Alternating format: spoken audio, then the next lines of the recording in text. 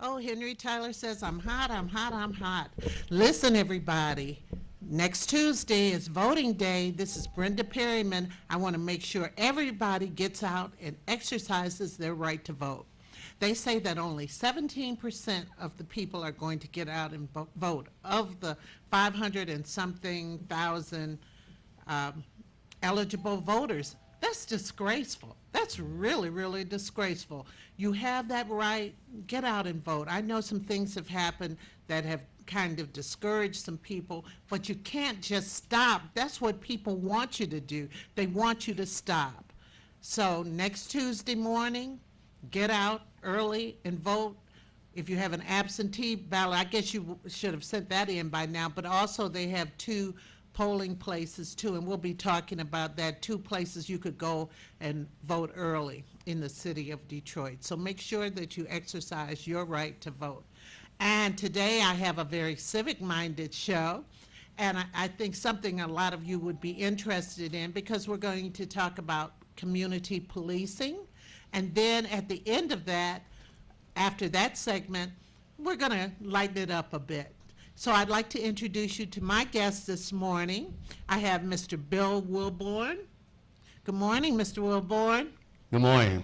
And Mr. Tom Wilson, and we all know Tom, he calls into every show that they ever made, and he always has a good opinion, and last year, he doesn't know, he really encouraged me. This was after my hip replacement and everything. I was kind of down and all this, but he called in and he gave some scripture, and he just really, I always think about that, and I really appreciate that. Well, thank you. I really appreciate that encouragement, because it's been a kind of tough road for me, but it's getting better and better.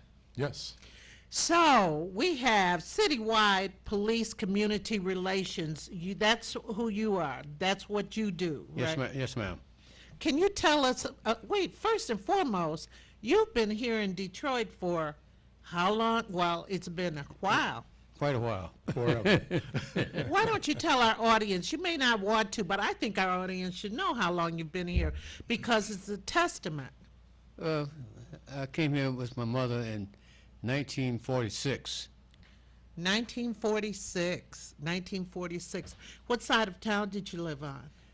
First, we lived on Mack and Brush, and then after we left there, we moved to the west side of Detroit, around Warren and the Boulevard.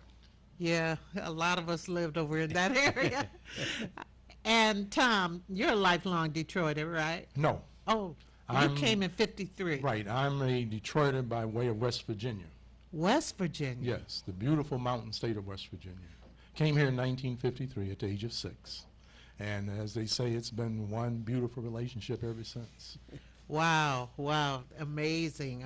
You lived on west side or east side? Well, when we first got here, that I can recall, you know, when you get our age, yesterday is a long time to remember. But anyway, no, we were like over on Roosevelt and Buchanan, Jackson and 29th. Then from there, we moved over to the north end, over on a street called Harmon. I lived in an apartment building, 100 Harmon, apartment 20, and was there for 14 years. Wow, and you graduated from? Graduated from Detroit Cathedral High School in 1966. I had a scholarship down to Wayne State University, football, BMOC, big man on campus, for a number of years. And after that, you know, went to work, got my life on the road, our life, I should say, my wife and I, and worked for about 10 years, went back to school, got a master's from Eastern Michigan University. Me and too. I said me too, but I Okay, was just okay. injecting. And so both of you are activists, and that's so important, especially in Detroit. I want to know about the citywide police community relations. Now, how long has it been in existence? Okay, well, it really started as community relations at first. In '67 at the riots, a group of people got together and they started collaborating with the police department, because between the police department and the citizen, there was a lot of dissension. So they wanted to find a way to make it better. So they formed what they call community relations in each precinct. And in 1969, they also formed citywide, which was to be an overseer for the community relations for each precinct around the city. And it's been that way ever since. In fact, that's Now, what is the duty of the community relations? It's a collaboration between the citizen and the police department. And we try to make things better. We work with the police department. We volunteer for different things. They help get people into the Citizen Police Academy. We answer phones for them. We help with just anything that comes up. And it's voluntary? Yes, ma'am, it's voluntary. And how large is the organization? Citywide it varies from time to time. We at citywide meeting, it's kind of a closed meeting. I'll say we have roughly anywhere from we've had many as 100 people there at one time in one meeting, and we had at one time had as many as 5. Well, are you still accepting members, or? It's not, myself, since I've been president, I've been trying to get everybody to come out because I want them to know exactly what we do and what Citywide does. Citywide is tried to, as Tom can attest to, he's been around for quite a while. We try to get information to each precinct so they can give it to the people. There's a lot of different departments within the police department that people don't know about, like the Civil Rights Department,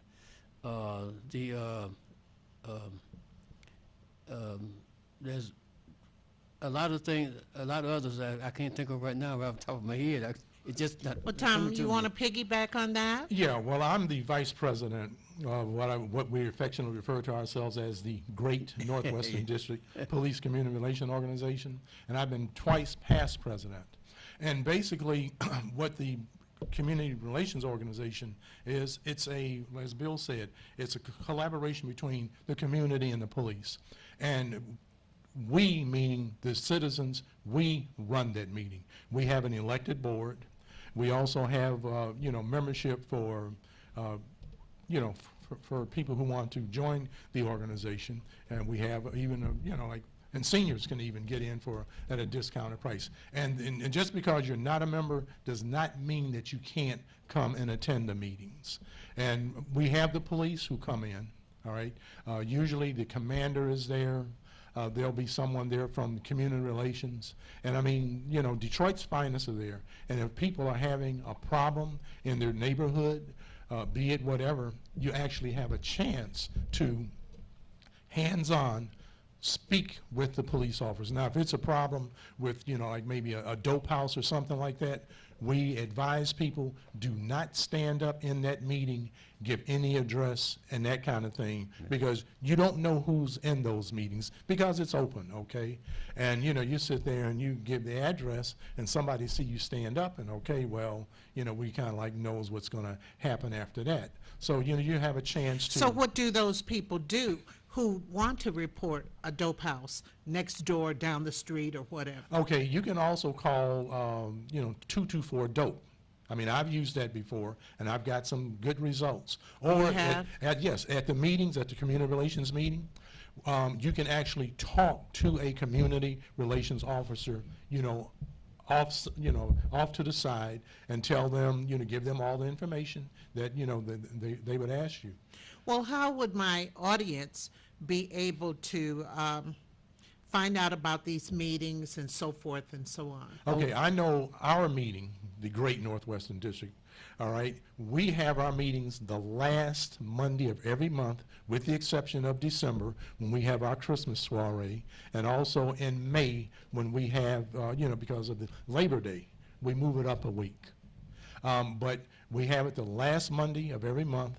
It's at 7 o'clock at Bushnell Congregational Church at 15,000 Southfield. That's on the northbound side of the Southfield Service Drive, just south of Grand River. Well, how would people on the east side of the city find out about theirs, or whether or not there is a citywide? You say citywide. Okay. He's citywide. Yeah, I'm Oh. citywide. Okay. There is a seminar being held a lot of times around the city by Ken Scott. It's called No Family Left Behind. I go to these seminars, and I'll pass out a list of all the precincts, when they have their meeting, the date, who the presidents are, the number of the community relations officers, so forth. So a lot of people have come up to me and say, I don't know where my precinct's at. I've been here for 10 years. I think that's a crime shame. That is. See, that's the first thing you learn is where your precinct is at. I pass this information out.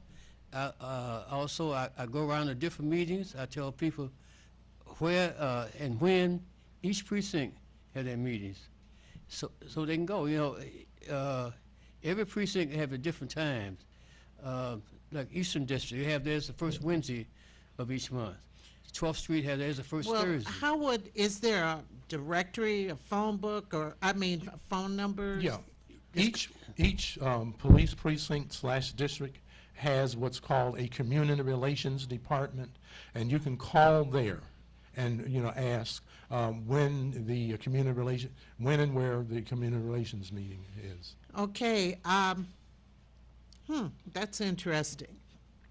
So you have been able to get results. Do you Oh, yes. think that this is a good way for citizens to get involved and to get results? Oh, yeah. Yeah. I think they should get involved Yeah. because We this have is where to you get be. information from. You get more than information about the police department.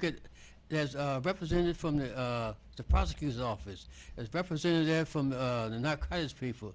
There's all kind of people at these meetings that you get all And you information can go from. and ask them questions. We have a Correct. caller on the line. Good morning, caller. Good morning, Brenda. How are you? Fine. Who am I speaking with? Brenda, this is Clyde. I'm so I pleased. thought I recognized that voice. How are you? I hope you join us this afternoon, Clyde. You know I will. You know I will. But I wanted to get in, and I'm very pleased to actually meet and see Tom's face. I've been quite a fan of some of his comments before. I don't always agree with his comments all the time, but I think he attempts to make some valid points in the community about where we need to go going forward. And that piggybacks on what I wanted to comment on with you two gentlemen. It's commendable what you gentlemen are doing as private citizens, but this is why we have a police commission. Like, I'm holding my voter registration card. My police commission area is in 1. It's Police Commission Area 1. If we had a real city clerk that was doing her job, this is the kind of information that we as tax-paying citizens, Tom and to Brenda and the guests there, this is what we pay for our tax services for. Janice Winfrey has failed us in this regard. Earlier today, there was a young lady, it's 3 days before the election, she just now found out she lives in District 5 now that we're going to districts. We don't have an effective communicator in the current clerk that we have to give us Detroit citizens this kind of information. So it's a darn shame the gentleman who's been here since the 40s at his age, he can't be sitting on his porch sipping lemonade and saying, hey, I can speak something positive for future generations. The same with Tom there. And this is where we have to pick and choose better leadership. Because our current crop of leaders, from the mayor to the city council to the city clerk and the Oakland Police Commission, I believe they failed us, Brenda. And these are the reasons why I'm glad you, having your program that you do, you give us the chance to dialogue and interact with each other, because we haven't had an effective tool of communications. And this is why, again, I appreciate R.J. Watkins and his TV station, because it's just chaos, and it's reflective of poor leadership.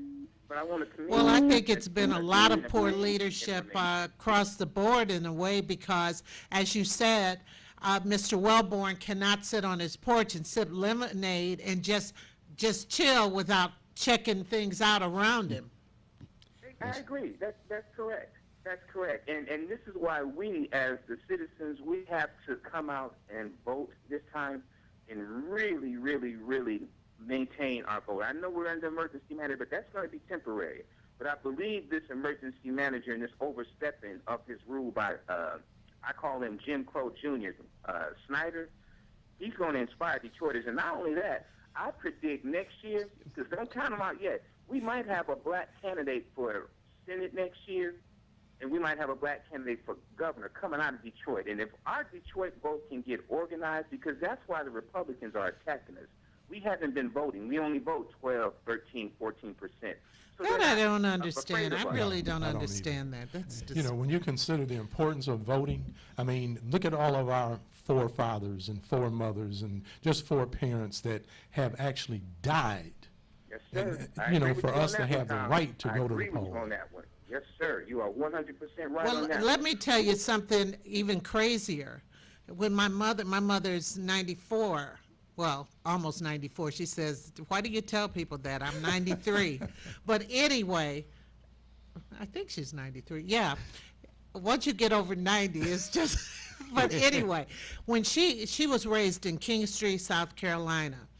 And when we talked about voting, and we did a PSA, she and I, last year about voting, when we talked about it, I said, Mother, before you had the right to vote, what did you think? She said, they didn't even teach them about voting in school. They knew nothing about voting. She thought that people were just in office, just came to the office. It wasn't until she came up here and she found out about it, and she's never missed an election since. Good.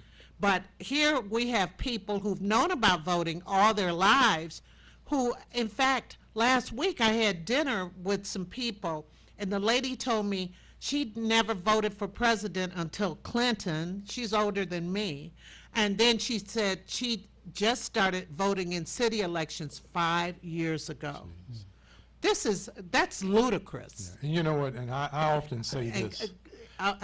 Clyde, thank you for your call. I think we have another caller on the line. Okay, and I'll get with you this afternoon. Oh. And so, gentlemen, and thank you for letting me comment, Brenda. Oh, for sure, for sure. And Tom, you had something to say before we... I often say this, that when you don't vote, when I abdicate your right to vote, guess what?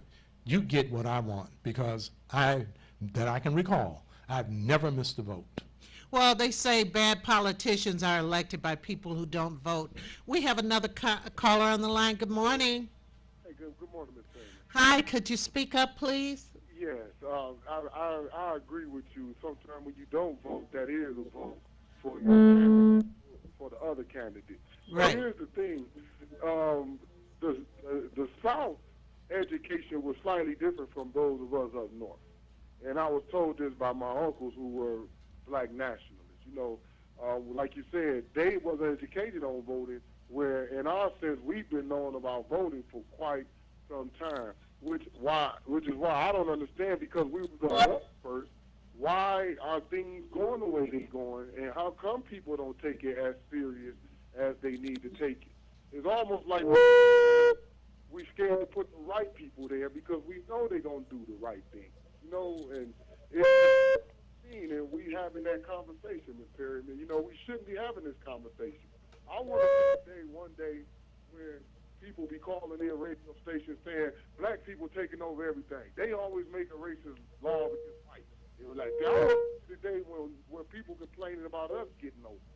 But if we don't get in on this voting thing and make our voices heard and put our people there who will make it happen, we're going to always be fifth class, because, you know, the Latinos is making a great come up. Oh, they are. Where we going to go? They're being heard. In the plants, Ms. Perryman, you know what it look like in the plants now? What? Arabic-speaking people are in the plants now.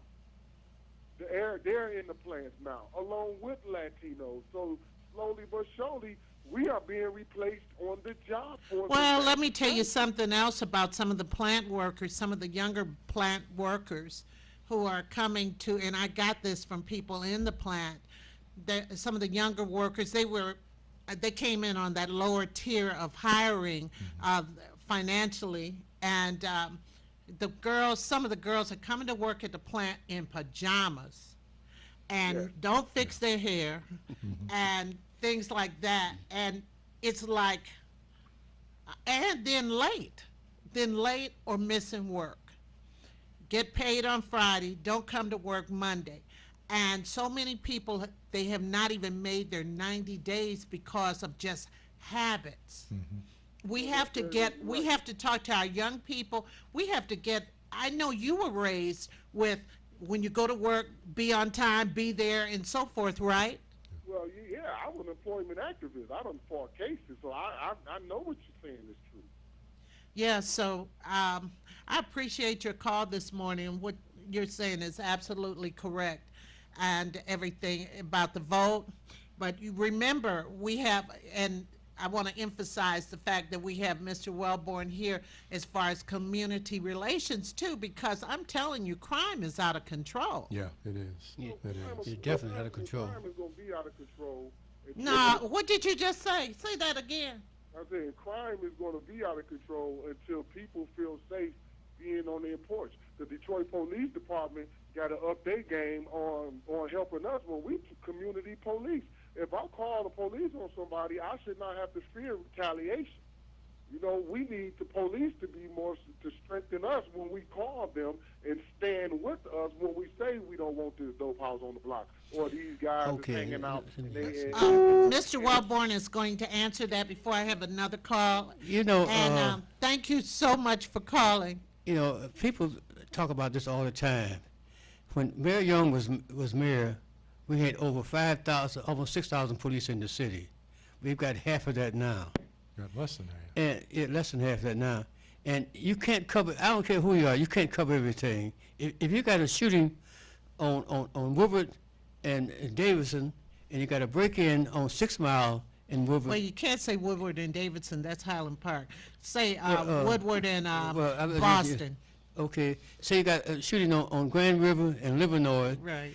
and a break-in on Joy Road and Grand River. Which one you gonna go to first? You got to go to the one with shooting, Yeah. because that takes preference for everything. That's where the danger come in at. By the time you get to a break-in, the perpetrators are gone.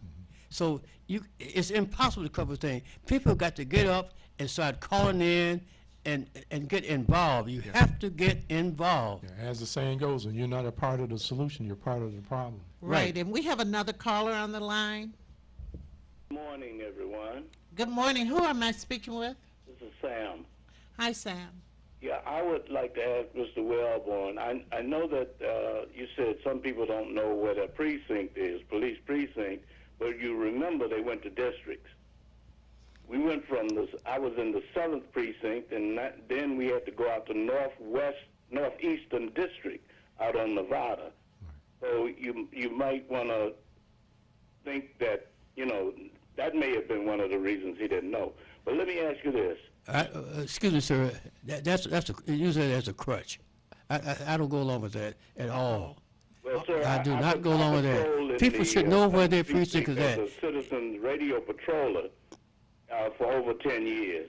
And what I wanted to ask you, though, is where are the citywide community action? Is there a list of them that anyone who may be interested in rejoining, not just on the northwest side, but all over the city, would be able to go and get the information? And that's what I would like to know. Where can they go to get information about the citywide community? Okay, I'll give you my phone number. You can always call me.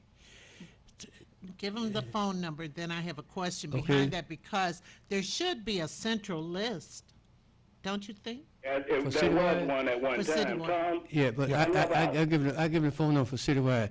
313-204-2477. 313-204-2477.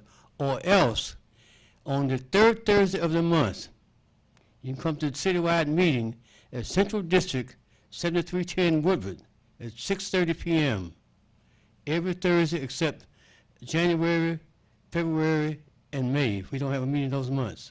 But you can come there to the meeting, and you get all the information. We'll all be there, and I'll give you all the information you want. Thank you very much. Have a blessed day. You're welcome. Thank you, Sam.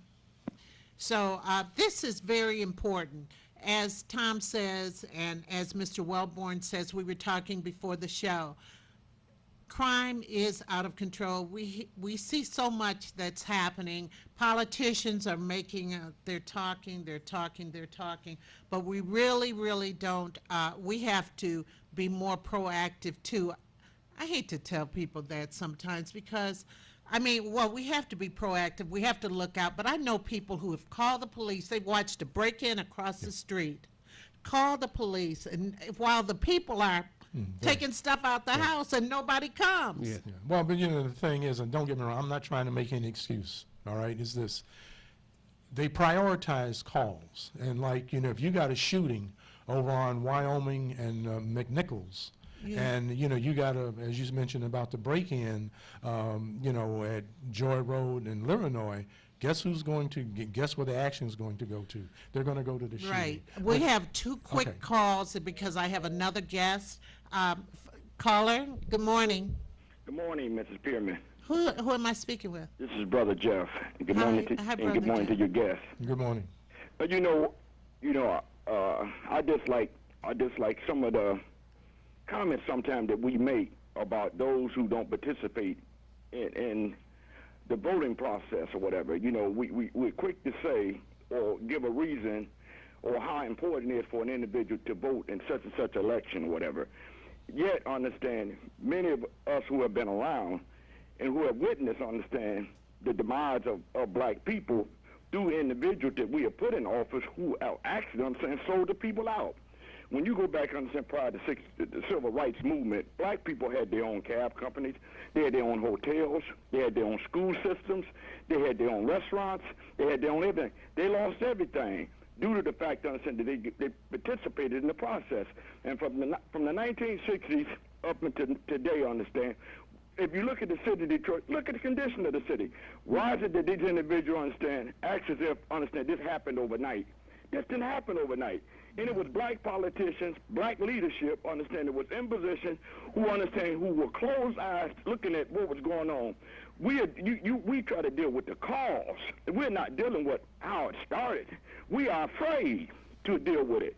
We betray as if we're for the people, but we're really cowards, understand? And many of us, understand, are seeking these positions just to have a damn job. And that time it's coming to the point that you all hollering about that some of us died to vote. Well, some of us, understand, are going to rise up, and you individuals, understand, that jump in these positions, understand, and Jeff, betray the people. They're going to deal with you or whatever. Jeff, That's I coming believe real soon. what you're saying is right. We do have to deal with the cause, and we know where the cause came from. I've heard you speak before, and I do agree with you right there. I'm just saying that people still need to persevere and at least exercise the right. I understand exactly. I'm not saying you can vote for whoever you please, but I agree with you that we do have to look at the cause and do something about the cause. And sometimes we have to look right into our own community. Yeah, exactly. Right into our own community. Thank you so much, Jeff. And we have another quick call because I do have a guest. Have a blessed day. Thank you, Jeff. Good morning. Good morning. Good morning. Hi. How you Good doing, morning. Linda? Brenda. Brenda, how you doing? Brenda, you and the guest. Brenda, I need you and your guest to answer this question for me. It's a lot of people saying that they're not going to vote. They feel we're angry. They don't trust the system. So why is this about? Explain that to me and I'll hang up. I'm going to tell you something. Back in the 50s, I was stationed in Biloxi, Mississippi when Emmett Till got killed. And Biloxi is only about 30 miles from where he got killed at. And the people down there, they couldn't vote. In fact, I would be in uniform going back to the base. I couldn't walk through a certain neighborhood because of my color. Now, that's wrong. Today, you go back down there, it's like day and night. But voting brought this about, the change. So I tell everybody, it's your right to vote, you should vote, and if you have to crawl there, vote. Like this lady voted for President Obama the first time. She was 90-some years old. And she stood in line about 8 hours to vote. I admire her. I look up to her. And if she can do it, I can do it. And, in terms of the voting, look at other countries where they can't vote, and they just go ahead and put people in, all right? At least here, we have a say, meaning your vote, in terms of, elected Well, you could officials. understand people getting a little despondent after what has happened. And we can all do this on another conversation because I don't want to deprive my guests. Okay. We started a few minutes late and we'll go over today, but I really appreciate this. I need to have you back. I need to continue this conversation, and I appreciate my viewers because they had some very salient comments and questions this morning, and I understand the way people are feeling. And let me say this. Yes. Thank you for answering my letter and inviting me and Mr. Wellborn Oh, here. that's no problem. And, you know, just before you go, and then I'm going to keep quiet, folks, call your community relations organization, department at the police. Find out the day and time of those So meetings. they could call a precinct or a district? Yeah, they can call Yeah, a precinct or a district to or they ask for call- community or relations. they can call me. Yeah, call Either Bill. one. Either Let's one. get rid of these drug houses on the Yes. street. That's Yes. oh, And that's- these yeah. people with 25 pit bulls. Yeah. Okay, everybody, we'll be back. We gotta lighten it up a little bit, and we'll be back in just a moment with Charlie Let's Newhart. bring the issues My to the guest. table on Table Thank Talk you, with Brenda guys. Perryman. Invigorating discussion a few minutes ago, quite an invigorating. But I want to cool it out a little bit with my next guest. I met him on a film 3 years ago where I cast him in a movie. In fact, he just was exceptional to me. And then I found out that he was an actor. I mean, not only an actor, but a comedian too, and also does another gig too. So, good morning, Charlie Newhart. How are you? How you doing? Hello, America. We got to get all centered here, but I'm so happy you could come because I wanted you to come on the show for so long and everything. And would you tell the audience a little about yourself, where you came from? Where'd you come from anyway? Well, thanks for getting that camera on me. I'm excited about that. Where I come from, a small town called Romulus, Michigan, just outside of the airport. And I've been, you know, the funny thing is my parents wrote a play when I was 16. That was the first play that I was involved in. And I just caught the bug. Ever since then, they wrote the play for me. I played this character. It was comedic.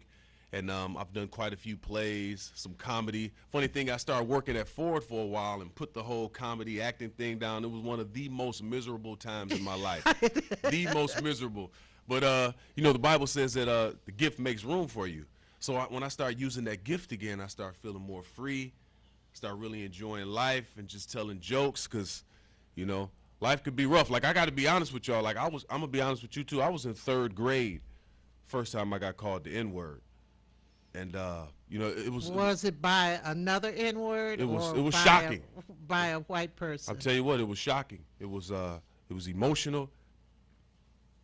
It was my grandmother. Shut up! Y'all know how that feels. Don't front. You know how it feels. Yeah, but I love my grandmother, though. How did you feel about that? Grandma made me tough. She you know? did? She made me tough. She didn't So where'd play. you graduate from, Romulus I graduated from Romulus High. High? Okay, I heard of it. Yeah. And didn't a football player come out of there? Romulus is a heavy basketball town, like John Long, Grant Long, Terry Mills. Right. You I know, knew, yeah. wasn't me. I didn't have the skill level to Okay, I see. proceed that far. I was too busy Oh, telling jokes. Robichaud, I'm thinking about Tyrone Wheatley. Yeah. Actually, that's my wife's cousin. See, I know about stuff. Tyrone Wheatley. You Yeah, never you know. You never know. You know everything. No, I don't, but I know about stuff. But you know good talent when you see it. That's why you picked me. I do. I thought you were handsome guy. excellent. So after you graduated, then what? After I graduated, I went to Eastern for a little while. For a little while. Yeah, You yeah. didn't stay. I went and I didn't stayed. I What didn't happened? stay. I got to making that money. I was working at Ford, working on that assembly line, making that money. I'm like, well, I need school. I'm making $75,000 a year. Then after 3 years, I hated that job. Like, why am I here? So, yeah, I left. This is the thing, though. There's a chapter in the Bible in Habakkuk chapter 2, verse 2 through 3 says, write the vision, make it plain. So I wrote down a vision that I wanted to leave Ford in 2007. This was like 2003, 2004. I said, I want to leave Ford. I can't stand this place. There's no windows, no Which clocks. plant were you? It was Wayne Assembly. It was like a casino in there. No windows. People just, it was crazy. So I put this thing on the wall. I said I wanted to leave Ford in 2007. I put it on the wall. For 2 years, I just walked past that thing. And all of a sudden, the end of 2006, they came around with this sheet saying, we offering a buyout. We're going to give y'all $100,000 to leave. I was the first one to sign up. Like, y'all going to pay me to leave? I was ready to leave for free. You know, it wasn't that divine. Man, that was straight God. I got out of there and got $100,000. Give me a hug. Oh, Yeah. okay. All right. I just wanted some affection. Yeah, $100,000. So, you're married, right? I'm married. And you have how many? You have a lot of kids. Yeah. We got a team. We got 6 kids total. You had a baby a couple of years ago. Yeah, little baby girl, little I know. Alyssa, and yeah, I'm gonna name them all: Alyssa, Andrew, Angel, Charlie, Ajane, AJ. I got a good team, man. And your wife is? And my wife is Sean. She's an awesome, met her. awesome lady. Yeah, she's Met good her. people. Very awesome. Very, very awesome. So then what happened? So what ended up happening is I took the buyout, and I started selling insurance, like door to door, knocking on people's doors, selling insurance. You're and kidding me. Oh my God, it was. They used to do that when I was a little girl. Yeah, a little company called United Insurance out in Southfield. I was knocking door to door, collecting people's payments. It was probably one of the most trying times of my life, collecting payments from people getting cussed out on the porch Golly. and not having to go off on them. It was fun. It was exciting, and yeah, I really learned a lot. And that lasted for maybe a couple years, maybe like 2 or 3 years. And then after that, I just really started going hard into acting. Like I was an extra in almost everything and plays, and I just went hard after the gift, and doors just started opening. And my dad ended up getting a car lot, a used car lot in Southwest Detroit. It's EagleMotors2.com. We have used cars between $1,000 and $3,000. You're between 1,000 and 3,000. Oh yeah, we got those. We in Southwest Detroit. But tell me, are they good cars? Oh, reliable, quality, Well, quality vehicles. We'll talk about that. Do you have many cars? Do you have more than like 10 cars? Oh yeah, we have maybe anywhere between 20 and 30 cars. And you're talking about anything from like Tauruses to Suburbans, Monte Carlos. I mean, we have some that are over 3,000, but we try to stay in that range between $1 and $3 grand because, you know, that's the market that we're in Southwest Detroit. Yeah. Somebody can come with 2,000 cash all day, but when you're trying to get people to spend $4 and $5 grand, you know, in that neighborhood, so we really try to tend to the market that we're in. Well, I'm going to get back to you on that. So, so you started getting jobs. Yes. In serious theater too. Yes, serious theater. Detroit Repertory Theater, which I love, not too far from here. Detroit Repertory Theater, Bruce Milan. It's just an awesome team over there. Leah Smith, I love you guys.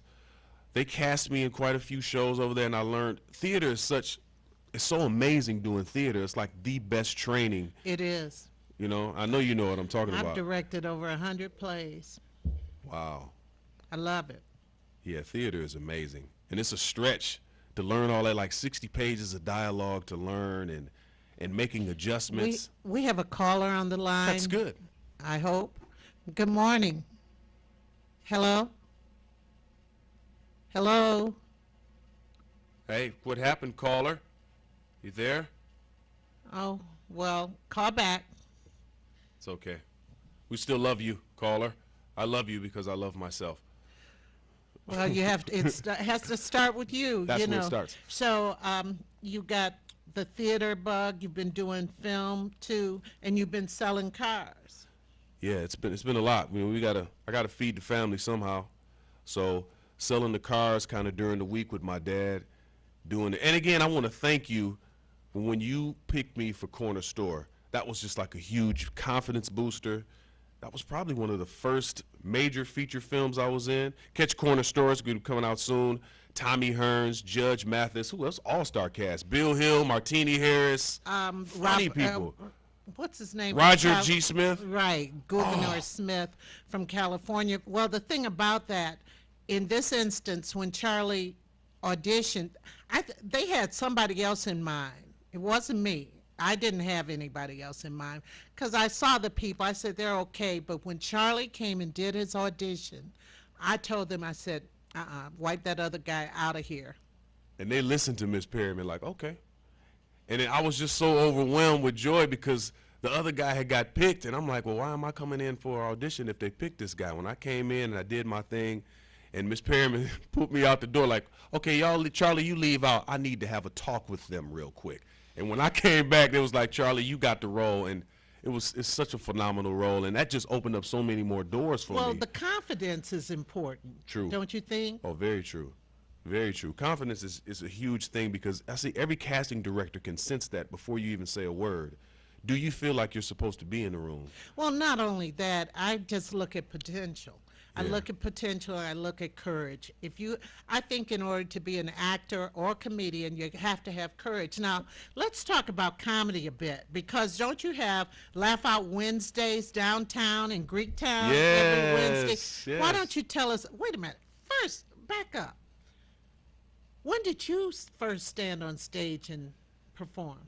Oh man. Comedy. How many minutes did you have? You know what? I was doing comedy in high school. My teachers, just to calm me down, would give me like the last 5 minutes of class to tell jokes. And I would get up there and rock out with the jokes, and then they started seeing like, okay, this is what's going to keep him calm. So they gave me the last 5 minutes, and then it turned into, they started letting me, I love Romulus High School. They let me stand on the tables in the lunchroom and tell jokes in the lunchroom during lunchtime. Like, we got to do, because I was such a character in school that we got to do something to calm him down. I was standing on tables. That's where I started. And then right after high school, I did a little bit. And I think like for my first time, I went to Club Topaz on Joy Road. And I was so nervous. And then I went to a couple more clubs, and I got booed for my first time. And I said, you know what, I'm going to just stop for a little while. So when you got booed, did you dog out the audience? Did you talk? No. I was, all up to this time, I was that high school kid that everybody was laughing at. Okay. So then when I got booed, I'm like, okay, well, let me just stop doing this then. Well, there's an old saying, you could play basketball in your backyard for years and be the best in the backyard, Right. but you got to get out there to see how you fit with the rest of the world. That's so true. And that kind of manned you up. It did, because I was like a big fish in a small pond at school. Then when I got out into the real world, it was like, man, them jokes ain't funny. So what changed? What flipped? What made you? Man, you know what? Life started happening. Because I stopped for a while, started working at Ford, like I was telling you, and then it was just a lot of things happening in my life. And in order for me to switch that pain, I had to make it funny. So I started writing real life stuff instead of getting up there with like 20 jokes to Yeah. make people laugh. And real life started making people laugh. And the more laughter I got from the audience, the more confidence I had. And I just started getting diligent. And I honestly, I probably started back maybe about 3 years ago, like going consistent, being diligent at it, going to comedy So what clubs. are some of the things you talk about? I in talk your about, well, I get up there and I talk about that one joke I just told about my grandmother, the N-word, and I talk about how I got shot at the age of 25. Did And, you? Yeah, I got shot at 25. So what could be funny about that? I just tell a joke. I say, I got shot when I was 25 years old, and yeah, and then everybody claps. Yeah. If you're at home, you can clap. Got shot at 25, but God protected me. And I'm just gonna be honest. It was my ex-wife who shot me. And then everybody's like, "Oh my God, it's so sad." I said, and we were having problems, and one of the problems we were having is that I didn't want to stop having sex with other women. That was the problem that we had together, and we shared that problem. So I just talk about real life stuff. Like, I got shot, and it was real, and everybody's like, And you live. and I live. And transparency, it just makes the audience get quiet and stare. He got shot. His wife. So, He was a dirtbag. my goodness. So, do you ever want to tour with your comedy? Oh, I'd love to. I'd really love to. I'd love to tour, because I do a lot of corporate events now. Like, I've done some out of town, but I'd love to get like a 50 college tour or like a 100 college tour. Just go to a bunch of colleges or a bunch of different places for like 8-9 months out of the year. You know what I mean? That's what I'm believing for. As a matter of fact, I need to write that down and put that on my wall. That's what I want. Yeah, well, that's sort of like a vision board. A lot of us make vision boards and say, this is what I want for myself and so forth. Right. What advice would you give a new comedian, someone who wants to do comedy? You know what advice I give a new comedian, and almost anybody who has a goal that want to reach. There's so many people who don't write down their goals. They just have them in their head. Whatever it is that you want to do, I would encourage anybody, write it down. I tell my kids all the time, what do you want to be 5 years, 3 years? Write it down and put it on the wall. And somehow that vision just starts to speak when you're willing to write it down. Whatever you want to do, comedy, music, being a doctor, whatever it is, just write those goals down and put it on the wall. Well, I believe in it. I have a vision board. Somebody told me about it. I just did it just for the sake of, let me Yeah. try it. Right. And like I can check off so many of those things that have happened, and it's August now, you Right. know. But this is happening. This is happening. I have a film coming out, and so forth. You have this. Oh yeah. I'm man, God is so awesome. I'm a part of a show now. It's called Ask Dr. Nandi. It's you can go to www.askdr90.com, sign up to be in the studio audience, and I'm a host on this show. You know, I just in between commercial breaks and throughout the whole show, I'm just entertaining the audience, kind of clowning and just keeping people engaged to be a Right. part of the show. And I just became part of this team, and this is like one of the goals I had wrote down, to be a part of a Where TV did I show. hear of him before? He's on the Impact Network. That's right. Impact Network That's every right. day. Impact Network 1 o'clock. But it's Right. just an amazing show, and they really touch on a lot of topics that kind of help set people free. And I'm With health. with health. Not only with health, like there was Spirituality. spirituality. There was an episode about not texting while you were driving, and they brought somebody in who was injured in a texting while driving incident. So it's like health and wellness as well, like, and you know, and just community affairs. It's awesome. So when do you tape that?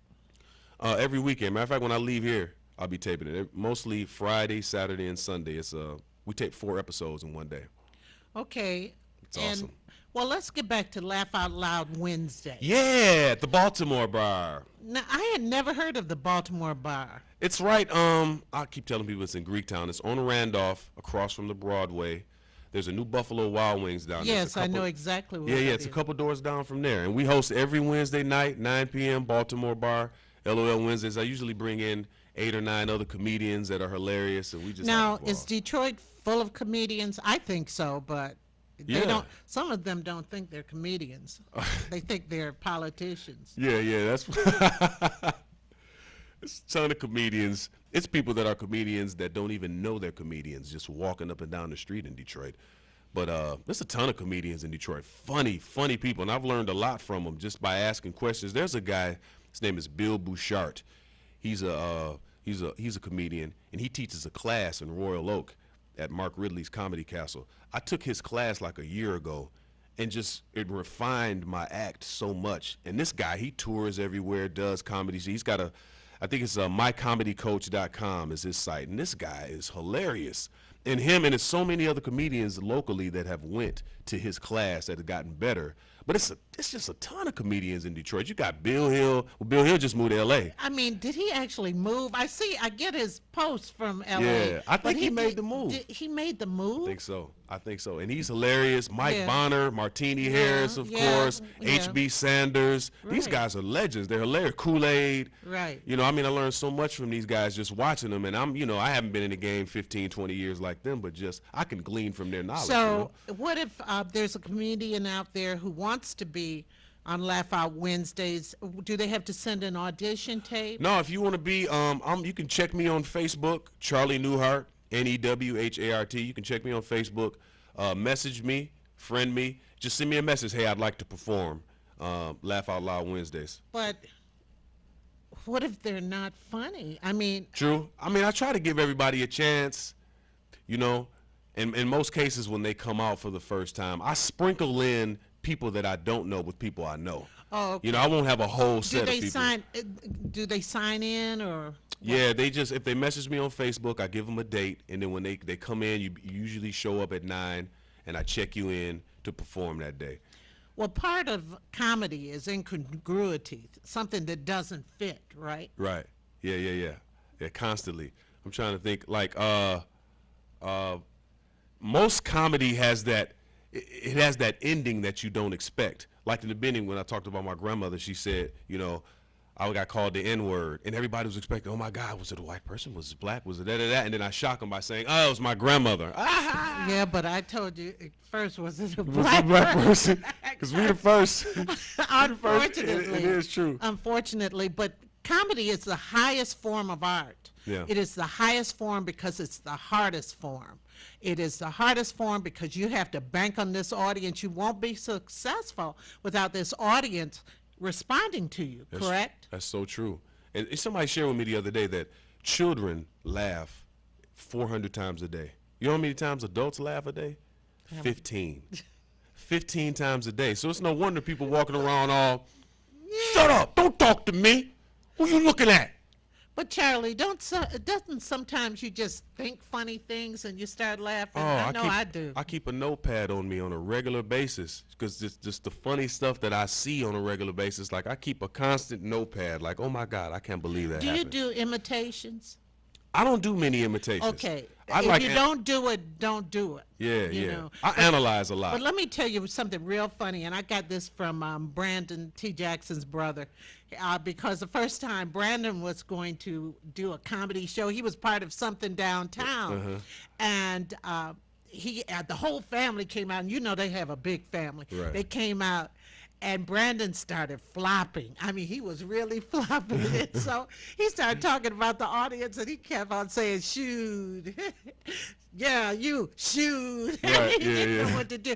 I mean, that has to be a crushing thing when you bomb. Oh, bombing used to really hurt my feelings, but now I go out there and I don't care if people laugh. I just talk about whatever I want to talk about. Do you ever talk about the audience? No, I mean, me personally, I don't really think that that's comedy. Because in some clubs, you have to do it because that's the only way people laugh. But I think you should go up there with your own set, your own deal. I don't really talk about Well, people in the I audience. do too, but Richard Pryor used to have some real little funny comments to someone who yelled from the peanut gallery and Yeah. stuff like that. But that was Richard Pryor. Right. I Yeah, I would say now if somebody is in the audience and they constantly heckling me or they messing with me or something, then I got something for them. But just to walk out and just start talking about people, no, I don't do that. Okay, so Wednesday evenings, what time should we be there? You should be there at 9 o'clock Wednesday. Get a good seat. I'm coming. It's only $3, It's right? only $3 to get in, which is a real good price. I have a friend that I have challenged to 5 minutes of comedy. Oh, I have him have come challenged him. He has come down to the show. Really? But we're going to come together. He may not do it. It's a young man, Okay. and he claims to be funny, so we'll see.